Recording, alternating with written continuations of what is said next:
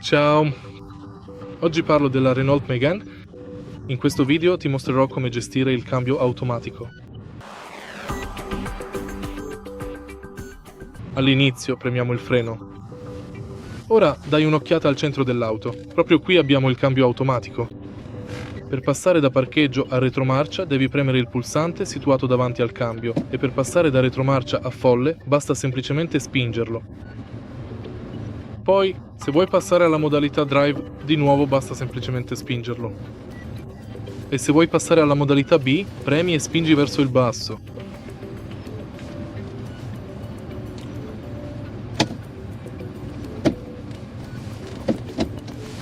E fondamentalmente è tutto qui.